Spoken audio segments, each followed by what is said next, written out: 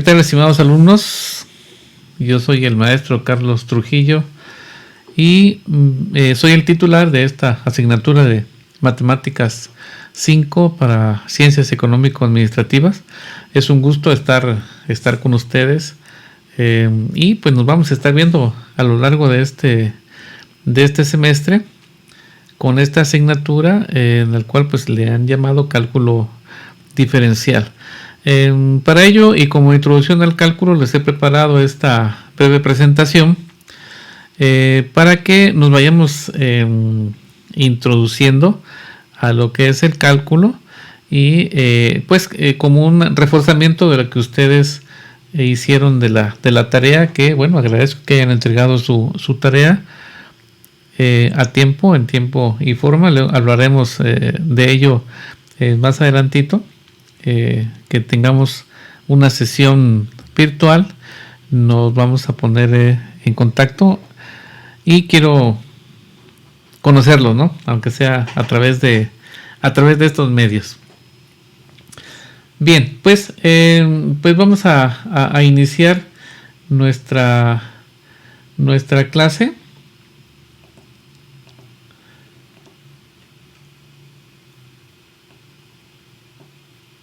Tengo la primera diapositiva. Bueno, esto que le hemos llamado cálculos por ahí, me gustó mucho esta diapositiva porque nosotros podemos observar cuántos símbolos raros encontramos en ese cuadrito en color blanco.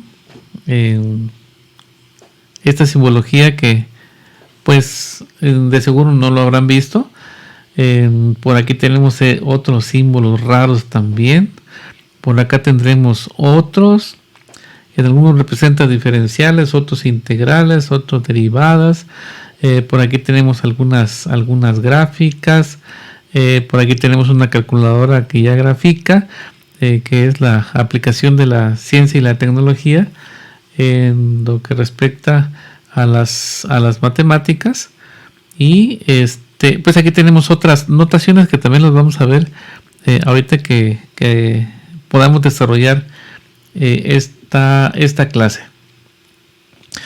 Bueno, desde que el hombre apareció sobre la Tierra, pues ha tenido la necesidad de calcular y de calcular muchas cosas, ¿no? A lo mejor no conocía lo que eran las horas en relación al tiempo, pero pues sí podía saber pues cuántas lunas, cuántas veces se podía ocultar la luna y aparecía la luna llena, etcétera, etcétera. Algo tenía que referencia y calculaban el tiempo en el cual ellos tenían que caminar, bueno, pues para cazar animales. Calculaban cuántos animales podían llevar en distancias muy, muy largas. Y en el caso cuando ya los hombres se hicieron o dejaron de ser nómadas y se establecieron, bueno, pues calculaban en este caso en relación a la comida, cuánta comida debían de tener y calculaban cuánto les tocaba a cada una de las familias. Además, bueno, en esta ya época en que el hombre se estableció, pues también tenía crianza de animales y ya no salían a cazar, y si cazaban pues ya no eran muchos los animales que cazaban, por lo tanto podían hacer una mejor distribución de los alimentos. El cálculo infinitesimal, o simplemente llamado cálculo, recuerdan que en el trabajo que ustedes hicieron buscaron lo que era la definición de cálculo infinitesimal. Bueno, lo más sencillo posible es que la palabra infinitesimal quiere decir lo más pequeño. El cálculo se refiere al uso de cantidades infinitamente pequeñas, por eso se llama infinitesimal, ¿sí? Y se ha definido como la rama de las matemáticas que comprende dos ramas importantes: el cálculo diferencial y el cálculo integral. El cálculo diferencial es lo que corresponde a nuestro curso de quinto semestre, y su principal objeto de estudio es el cálculo diferencial, es la derivada, ¿sí? La derivada, eso es lo que vamos a estudiar nosotros en nuestro curso. Por aquí ven esta ecuación media rara, van a ver qué sencilla es. Aquí tenemos una representación también donde estamos manejando una curva, una recta que pasa por dos puntos. También en este caso el cálculo diferencial tendrá otros elementos matemáticos que vamos a manejar más adelante. Y para sexto semestre vamos a manejar lo que se llama el cálculo integral, que es esta cosita así media rara que ven. La integral no es más que la operación inversa de la derivada, mientras que en el cálculo diferencial nosotros de una función original la hacemos en cantidades muy pequeñitas, hagan de cuenta como si un pastel lo hiciéramos en pedazos muy pequeños. Eso es lo que hace el cálculo diferencial. El cálculo integral lo que hace es juntar todos esos pedacitos para formar de nuevo el pastel, y en términos matemáticos sería para llegar a la función original. Bueno, el cálculo cuando se origina, según la literatura, el cálculo se originó aproximadamente en el siglo XVII, a mediados del siglo XVII, 1666. Y hay dos matemáticos muy importantes que aportaron sus conocimientos para el cálculo. Uno de ellos fue Isaac Newton, que ustedes ya lo han escuchado en física, pero pues aparece por aquí también en las matemáticas. Él fue físico, teólogo, inventor, alquimista y matemático. Él era inglés. Él desarrolló métodos matemáticos para la solución de problemas sobre el movimiento. Recuerden que en física ustedes estudiaban las leyes de movimiento, vieron el movimiento rectilíneo uniforme, movimiento rectilíneo uniformemente acelerado, cálculo de la velocidad, cálculo de la aceleración, la distancia recorrida. Bueno, pues eso dio pie a que Isaac Newton comenzara a estudiar esta parte del cálculo. A la par hubo otro matemático muy importante. Ese matemático es alemán. Su nombre es un poquito raro, pero la traducción según se llamaba Godofredo Guillermo Leibniz, ¿no? Él era filósofo, matemático, lógico, teólogo, jurista, bibliotecario, político, etcétera, etcétera. Recuerden que antes los científicos, la gente que estudiaba ciencias, era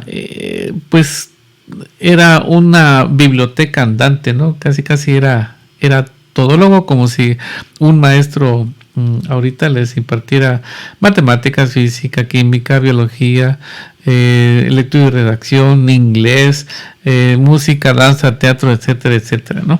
Entonces, más o menos así, en esa época así era.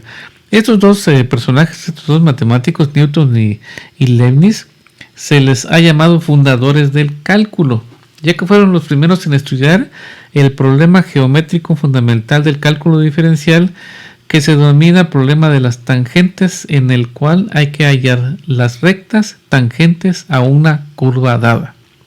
¿Recuerdan la definición de tangente? Aquella recta que toca un punto de una circunferencia, es una definición, pero vamos a considerarlo como aquella recta que toca un punto de una curva dada. Una curva es una gráfica.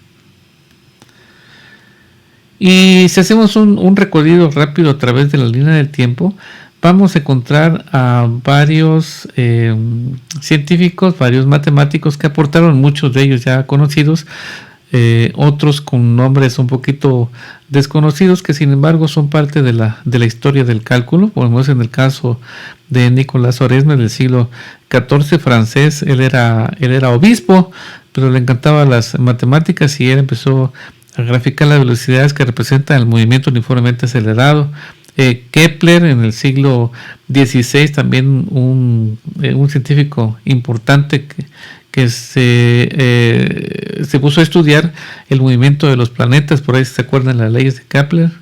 Pierre Fermat, que también un matemático que aportó muchísimo al cálculo, era francés. Él desarrolló el método de máximos y mínimos acercándose al cálculo diferencial. Otro matemático también importante en el siglo XVII fue Isaac Barrow, inglés. Ideó un método para determinar las tangentes de una curva. John Valdis, creo que así se pronuncia, es de Gran Bretaña, enuncia el concepto del límite e introdujo el símbolo de infinito, que no se conocía. Vean, a partir del siglo XVII estaremos hablando por ahí de 1800 y tantos, ¿no? Otro matemático suizo, Jacobo Bernoulli, no el que estudiaron ustedes en física con el principio de Bernoulli, sino que este era el hermano mayor, Jacobo Bernoulli, en el siglo XVII, mediados del XVII, principios del XVIII, introdujo la palabra función y el símbolo fx, función d. Más adelante, también en esa transición del siglo XVIII al siglo XIX, Simon Antoine Jean de Lillier, suizo, investigó sobre el concepto de límite y introdujo la notación lim, esa notación que vamos a manejar mucho nosotros. En el siglo XIX, ya estaremos hablando de 1900, Agustín Cauchy, francés, precisó los conceptos de función, límite y continuidad. Y podemos cerrar la transición del siglo XIX al siglo XX. John Gaston Letten, este señor inglés, introdujo ese símbolo, esta flechita, que por ahí lo vieron al principio, que quiere decir tiende a. Me voy a regresar a la maraña de símbolos que presentamos en un principio. Vean, aquí tenemos algo que dice límite, que se lo debemos a uno de los matemáticos. Aquí tenemos esta flechita, ¿ok? Esto se lee límite de la función 5x menos 2 cuando x tiende a 2. Esta otra notación que tenemos, función de x igual a 4 sobre o entre x menos 2. Aquí tenemos otras notaciones que más adelante los vamos a ver, que es la notación de la derivada. Entonces, vean, poco a poco van a ir apareciendo las notaciones, ¿ok? Y vemos, después de este recorrido a través de la línea del tiempo, podemos llegar a si no una definición, es lo que más se acerca a lo que es el cálculo diferencial. Es una herramienta técnico-científica que se utiliza en el análisis de procesos que contienen magnitudes en constante cambio, por ejemplo, los desarrollos sociales y económicos de las naciones, los cambios atmosféricos, el cambio de velocidad, cambio de aceleración, etcétera, etcétera. Se utiliza mucho en ciencia. En el caso de ustedes de ciencias económicas administrativas, existen cambios constantes en desarrollo económico, desarrollo social de las naciones, que pueden ser representados a través del cálculo diferencial. Y pues también, como lo vimos al principio, es una parte de ese cálculo infinitesimal que estudia cómo cambian las funciones continuas según sus variables cambian de estado. Eso vamos a ver más adelantito, cuáles son las funciones continuas, ¿no? Y aquí se le llama función. Para el estudio del cálculo diferencial y el cálculo integral necesitamos algunas herramientas, algunos conocimientos previos. Por ejemplo, del álgebra. El álgebra es fundamental, es la base del cálculo. Nosotros tenemos que tener bien afianzado lo que es el álgebra. Recuerden todas las clases que llevaron en secundaria, las clases que llevaron en primer semestre aquí en la prepa o en bachillerato, donde hayan estado ustedes, donde hayan cursado el primer semestre. Y pues ahí tenemos algunos ejemplos del álgebra, ¿no? Porque se vayan acordando. Enfatizo, es muy importante que ustedes tengan buenas bases de álgebras. Otra herramienta importante es la trigonometría, y vamos a utilizar las funciones trigonométricas. Si se acuerdan, la función trigonométrica está en relación al triángulo rectángulo, y se llama triángulo rectángulo porque tiene un ángulo de 90 grados, ¿ok? Que forman dos de sus lados más cortos. Recuerden que los lados son hipotenusa, cateto opuesto, cateto adyacente, considerando este ángulo alfa. Y de aquí se desarrollan las funciones trigonométricas, que no son más que una relación de sus catetos. Por ejemplo, el seno del ángulo alfa relaciona el cateto opuesto y la hipotenusa, ¿sí? El coseno relaciona el cateto adyacente e hipotenusa, y la tangente el cateto opuesto con el cateto adyacente, ¿ok? Pero aquí también hay funciones que son las funciones inversas. O sea, si esto le damos la vuelta, la función inversa del seno es la cosecante. Aquí vamos a ver, mientras que el seno es cateto opuesto entre hipotenusa, la cosecante se define como la hipotenusa entre el cateto opuesto. La función inversa del coseno es la secante y la función inversa de la tangente es la cotangente, ¿sí? Así de sencillo está. Bien, también vamos a hacer uso de la geometría analítica, lo que ustedes llevaban en tercer semestre, ¿recuerdan? Cuando se maneja la distancia entre dos puntos. Aquí tenemos una recta que toca dos puntos, ¿sí? Y podemos calcular su distancia en función a esta pequeña formulita, ¿ok? La ecuación de la recta, recuerden la ecuación de la recta que está en la fórmula, en la ecuación general de la recta, la ecuación punto pendiente, la ecuación pendiente ordenada en el origen, donde m es la pendiente y b es el punto donde la recta toca uno de los ejes, ¿no? De la geometría analítica también nos va a servir las gráficas de la circunferencia, y tenemos acá su ecuación general. Esta, si le damos valores, pues me genera esta circunferencia. Esta es la ecuación general de la parábola, su gráfica, la ecuación general de la elipse y la ecuación general de la hipérbola. No se espante, porque esto es una aplicación, los vamos a tomar como una herramienta. Bien. En el cálculo vamos a tener el conjunto de todos los números reales, y los números reales pueden ser representados en una recta numérica. Esta recta numérica no es más que pues podemos representarlo como una reglita, como esta regla que ustedes utilizan para hacer mediciones, y esta recta numérica la representamos en una línea. A diferencia de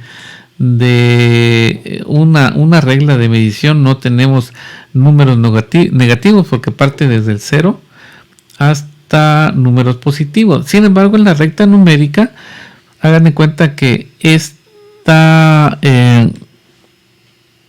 regla le vamos a dar la vuelta, la vamos a girar en esta manera, y podemos tener hacia el lado izquierdo vamos a tener números negativos, ¿no? Pero si le doy la vuelta hacia el lado derecho, vamos a tener números positivos. Entonces, por ejemplo, aquí eso le puedo llamar, aquí le voy a llamar el 0, ¿ok? A la derecha tendremos los números que son positivos, 1, 2, 3, 4, 5. Y a la izquierda yo tengo los números negativos, que serían también menos 1, menos 2, menos 3, menos 4, menos 5. Esto no es más que un segmento de recta. Pero estos no son los únicos números que contiene la recta numérica. Dentro de ellos hay otros más. Este conjunto de los números reales también están implícitos otros subconjuntos. Pero podemos ver aquí algo importante que vamos a ver. El conjunto de los números reales. Voy a acomodarlos aquí. Hubo un pequeño errorcillo. Vamos a jalar esta y la vamos a colocar aquí. Ok. Recuerden que estamos manejando todavía esto. Estamos aprendiéndolo bien, pero ya lo colocamos. Bueno. Nos quedamos en esta. Ok. Ahí está. Este es el conjunto de todos los números reales que están en la recta numérica. Vean, lo que nosotros dibujamos en la anterior, que sería esta recta, aquí la tenemos nosotros representados en esta recta. Entonces, si nos damos cuenta, tenemos números positivos, números negativos. Aquí en esta parte tenemos todos los subconjuntos de los números. Los números naturales, los que ustedes cuentan con su mano, 1, 2, 3, 4, 5, etcétera, ¿sí? Es el conjunto de todos los números positivos. Pero ese conjunto de números positivos o números naturales también son parte del conjunto de los números enteros. Y los números enteros están formados por todos los números negativos, por todos los números positivos e incluye el 0. Y también son parte de los números racionales. Nosotros los conocemos como los quebrados, esos que nos quiebran la cabeza, pero que también son parte de la recta numérica, no los hagamos de menos. Y los números racionales incluyen los números enteros y los números naturales, porque si se dan cuenta aquí, 9 medios no es más que una fracción que me representa en el numerador un número entero, en el denominador otro número entero. Y en este caso son dos números enteros positivos. En este caso es un número entero negativo y un número entero positivo. Y existe otro subconjunto que serían los números irracionales. Estos números irracionales, algunos de ellos ya lo conocen, como en el caso del número pi.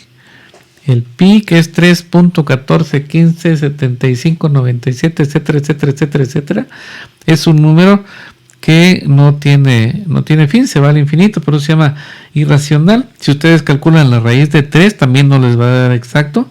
La raíz de 17, la raíz de 11, este número 1.010.0, quiere decir que se va hacia el infinito.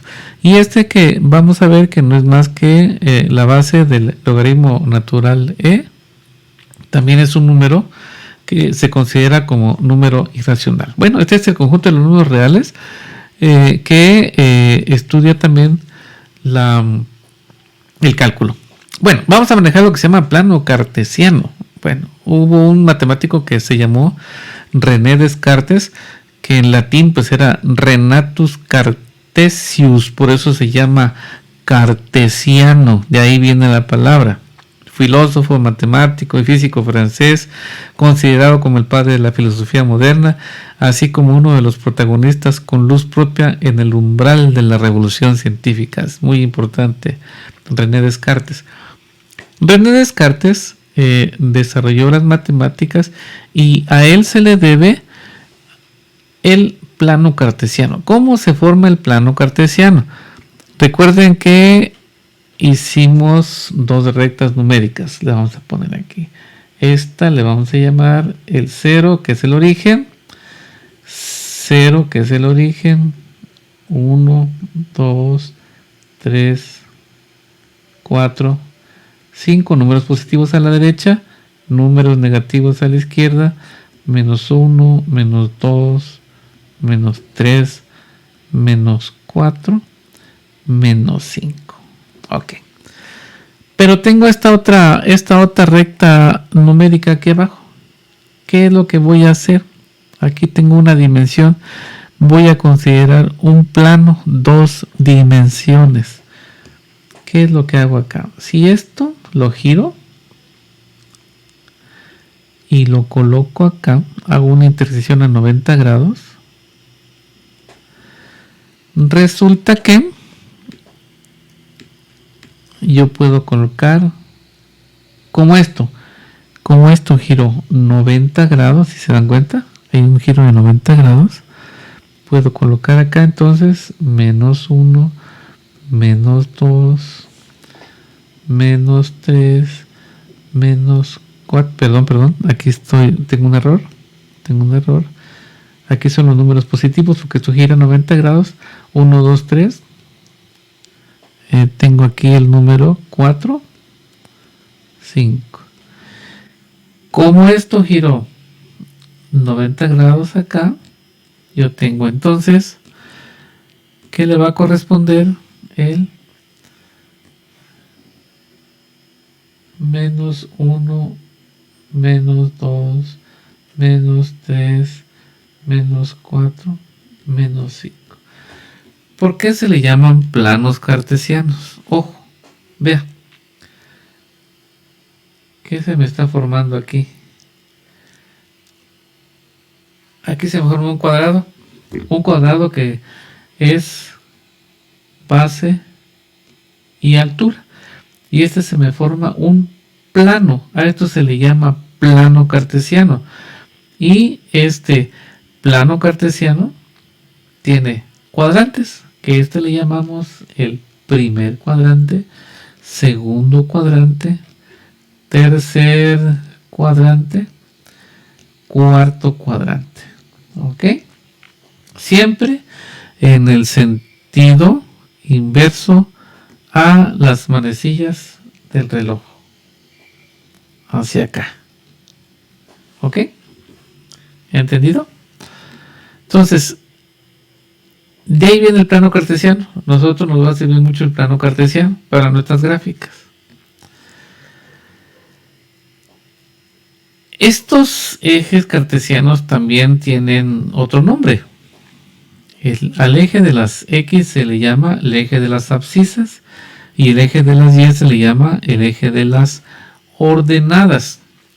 Y estas abscisas y ordenadas dan como resultado a lo que se le llama los pares ordenados. Ese par ordenado no es más que un punto que está colocado en un plano cartesiano en cualquiera de los 4 cuadrantes, en donde tenemos un valor de X, y un valor de Y. Esta es una coordenada cartesiana. Esta coordenada cartesiana porque está en un plano cartesiano. Y esto se le considera como un punto P. ¿Ok? No está multiplicado, es un punto P. Lo voy a poner del otro lado para que no haya confusión. Este es el punto P. ¿Ok? El punto P, XY. Este punto P, XY es el 2,5.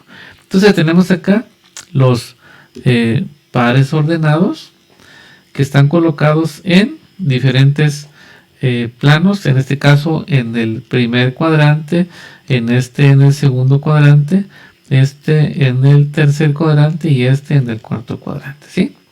Vean, entonces que nosotros podemos localizar puntos en un sistema de coordenadas. Por ejemplo, si yo localizo un punto, por ejemplo, le vamos a poner aquí este punto que tengo, le voy a llamar punto A. El punto A tiene una abscisa en 1, 2, coma, y una ordenada en ¿dónde? En 1, 2. Este es el punto A, 2,2. 2 abscisa, 2 ordenada. O con una abscisa con valor 2 y una ordenada con valor 2. Si yo quiero localizar un punto aquí, estamos en el tercer cuadrante. El par ordenado nos va a resultar negativo y siempre va a ser primero la X y después va a ser la Y. Tengo aquí entonces que este punto le voy a llamar el punto B. ¿Y qué va a ser? 4 espacios a la izquierda del 0, que sería sobre el eje de las X o sobre el eje de las abscisas. coma, ¿cuántos espacios en el eje de las Y? 1, 2, 3, pero son negativos. Menos 3. También aquí el 4 es negativo. ¿Sí? Lo vamos a escribir mejor para que no nos confundamos. Vamos a borrar esto. Y este es el punto B. Menos 4, menos 3. Ok. Bueno, pues eso es muy sencillo. Estos puntos nos van a servir para cuando ya empecemos a hacer nuestras gráficas. Quiero dejarles que ustedes practiquen con esta tarea. Van a dibujar en un plano cartesiano esta serie de líneas y los van a ir uniendo. Por ejemplo, en la primera línea que tenemos acá, tenemos 1, 2, 3, 4, 5, 6, 7, 8 puntos y cada punto lo representa un par ordenado. Esto representa una línea. Luego se van a la segunda serie de plano de puntos de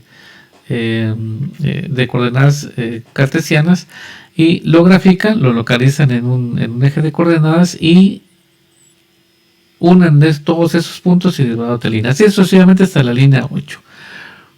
Vamos a ver qué nos va a dar como resultado, qué figura. ¿Ok? En el punto 2 lo que hace es que se les pregunta en cuál de los 4 cuadrantes está cada uno de ellos. Entonces, por ejemplo, en el primer ejemplo, ustedes van a localizar cuando tenga ese punto una coordenada sobre el eje de las X 3 positivo y sobre el eje de las Y negativo menos 8. Y van a poner acá, bueno, está en el primero, segundo, tercero o cuarto cuadrante. En el siguiente ejercicio van a ustedes a escribir cuáles son esas coordenadas. Digan las coordenadas de cada uno de los puntos dibujados en el siguiente plano cartesiano. Para que se diviertan un rato. ¿Ok? Bueno, pues entonces eso podríamos considerar que es nuestra primera clase. Recuerden que estamos aprendiendo a utilizar todos estos equipos y aparatos y todos estos programas, ¿no? Se los voy a enviar para que ustedes lo revisen detenidamente y pues adelante, mucho éxito mis estimados alumnos.